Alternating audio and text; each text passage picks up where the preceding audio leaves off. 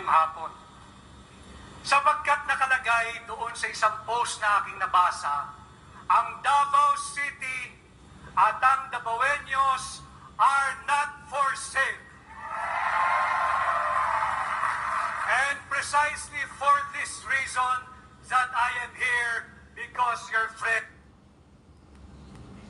is not for sale. And this is also, I believe, our message today. All leaders, when we go down and go back to our respective places, to cascade all the way to our friends, our neighbors, our families. Huwag ho tayong papasilaw sa kakaunting salapi o malaking salapi kapalit ng ating mga pirma. Napakahirap tumahimik at manahimik sapagkat ang linalapastangan ay ang ating saligang batas. Ang linalapastangan ay hindi lamang ang ating kinabukasan. Higit pa riyan ang kinabukasan ng ating mga anak at ng mga susunod pang salinlahi. Our signatures, they are not for sale.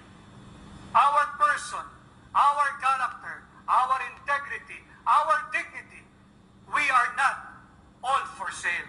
Kaya tayo nandito ngayon sa Davao upang pag-usapan itong mga taong ginagamit at linulustay ang pera sa kaban ng bansa upang lapastanganin ang ating saligang batas, upang lapastanganin ang ating lahing Pilipino at upang lapastanganin ang darating pang salinlahi. Ako ho ay kasama ninyong tumitindig sapagkat matagal na ho ako rin tumindig. Humarap po ako sa napakaraming tao. And again, let me just put this in proper context. I am not here in front of you to attribute any greatness to myself or on myself. Wala ho. Hindi ko sinasabi na ako'y ganito, ako'y ganyan. Subalit hindi rin naman may tatanggi na humarap po ako sa napakaraming tao at ginawa yung aking trabaho nung huling kakatapos na halalan ng 2022. Kaya ho ako, pakiramdam ko hanggang ngayon, halos araw-araw may mga tumatawag sa akin mula't iba't ibang lugar. Nagtatanong ano na ho ang nangyari, ano ang ating gagawin, tama ba itong Peter Makame, etc. etc. So itong mga tao ito ay yung mga nagtiwala noong pa ho nagsimula kaming lumaban at simula ng kampanya at hanggang sa yun nga ay naging nanalo na. At yan nga po ay history na. Ito po yung bahagi hindi lamang ng 31 million Filipino people who entrusted their trust and respect and hope nung tayo po ay umaharap sa inyo. Ito po ay buong bayan na, buong Pilipinas na, buong bansa na. Hindi ko masagot because I have no means to provide any assistance, any help. But, kagaya nga ho na sinasabi ko, hindi ko naman ho hiniling na ako ay mapunta kung nasaan man yung aking posisyon sa lipunan ngayon. Kagaya po ngayon, hindi ko naman ho hiningi na ako'y mapunta rito ngayong hapon at makasama kayo. Ito po ay pagkakataon na mukhang inuugnay talaga ng panahon na tayo ay magsama-sama muli sapagkat muli na namang sinusubukan ang ating saligang batas, nagkakaroon ng pagkakawatak-watak. Hindi ba nung tayo ay nagbuklod-buklod, nagsama-sama, ang ating tema ay unity? Ang tsansa ba, ang paglustay ng pera ng kaban ng bansa, yan ba ay magdudulot sa atin ng pagkakaisa o pagkakawatak-watak? I feel responsible because I have met many people. I have convinced many people, many leaders to support my candidate then. And ito na nga po tayo, subalit marami yata talagang elemento sa pamahalaan natin ngayon. Ang iniisip lamang ay ang kanilang sarili, kung paano manatili sa kapangyarihan at paanong higit pang lustayin ang kaban ng bayan. Kaya ho ako, dito sa All Leaders Forum, kasama po ninyo ako. Kaagapay po ninyo ako at naninindigan kasama ninyo. Yeah, ang daming beses na ho, at alam naman din siguro ninyo, yung mga naganap nung ako po ay bahagi pa ng pamahalaan, maraming beses din po akong tumindig. At maraming beses po akong hindi sumang-ayon sa mga bagay na sa tingin ko ay hindi makakabuti sa ating pamahalaan. Ginawa ko po yun sapagkat I feel responsible, as I have said early on, sa 31 milyong mahigit na nagtiwala, naniwala at umasa na tayo ay maglilingkod ng tama.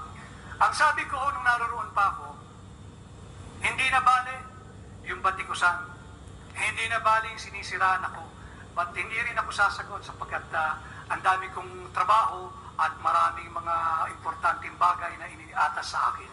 Subalit sinabi ko, yung mura ng ilang tao, yung pagmumura sa akin, yung galit sa akin ng ilang vested interest, kaya ko yun. Pero pagka ang 31 million na at yung 114 million Pilipino ang galit sa akin, hindi ko kakayanin yan at hindi ko matatanggap yan. Kaya ako ay noon pa lang tumindig na dahil utang na loob ho ng kahit sinong pamahalaan na kung saan sila naroroon ngayon. Dapat ay makinig, dapat wag lustayin ang pondo ng pamahalaan at higit sa lahat, wag lapastanganin ang ating saligang batas at wag basta-basta tayo papayag kakapalit ang ilang ayuda, AIEX, or medical assistance. Yun lamang ho, ako'y nagpapasalamat sa napakainit ninyong pagtanggap at ako ho ay kaisa ninyo. Again, I am in Davao because just like Davao City and the Davaoenos and just like you, I am not for sale. Ho, ang ating panahon ngayon. Sino ba naman ang hindi makakaramdam kahit man lang konting kaba kapag ganito ang uri ng politika at pamumulitika ng mga nasa pamahalaan. Nariyan, nakita ko kanina, si Lorraine, si Ka Eric, ang ating mga kaibigan sa SMNI. Di na ho tayo kinakailangan lumayo. Yung mga biktima rin ho yan sapagkat pilit binubusalan ang lahat ng nagsasalita ng pawang katotohanan. Pero hindi mangyayari dito sa Davao. Kaya nga ho dito sinimulan itong Leaders Forum sapagkat dito hindi kayang bilhin ang mga mamamayan dito sa Davao, hindi kayang busalan ang mga Pilipino. At dito sa Davao, hindi tayo natatakot, hindi tayo matatakot, at hindi tayo magpapasindak. Nais ko rin po kayong i-congratulate lahat sapagkat malaking pagkakaiba yung ating pong pagpupulong ngayon. Yung ating pong crowd ngayon doon sa ginagawang sa isang ginagawang kasalukuyang pagpupulong. Alam niyo na kung saan yan. Dito ho, walang allowance. Dito ho, hindi tayo ibinubus. Dito po, hindi kayo magkakaroon ng earned leave credits. Dito po, wala kayong pipirmang signature para patunayan sa inyong mga department heads na kayo ay present kayong araw ng linggo. Araw ng linggo, araw natin sa mga pamilya, kaming mga madyo't magino, araw ng paglalaba, subalit naririto tayo ngayon sapagkat voluntaryo tayong naninindigan, ipaglaban ang ating saligang batas at huwag tayong pumayag lalapastanganin ng iilan ang ating bansa, ang ating kinabukasan, ang kinabukasan ng ating mga anak. Kanina ho ay nagpresenta si Congressman Sid noong proseso ng budget at linahad din niya po roon yung mga related constitutional provisions kung bakit nagmumula sa Congress ang budget, ano yung pwedeng hindi galawin, ano yung maaaring pag-usapan, at ano lamang yung limitasyon ng pamahalaan. At bukod doon, mainit na pinag-uusapan din. Itong topic na ito, talagang malapit sa puso ko. Dahil ang dami ko nakausap, justices, justice, incumbent retired lawyers. Kaya kung alam ninyo, tayong mga abogado ang dapat namumuno sa usapin ng charter change. Whether you are for or against charter change, dapat tayong nangunguna upang balangkasin ito at pasimplihin ang usapan. sa mga ordinaryong mamamayan.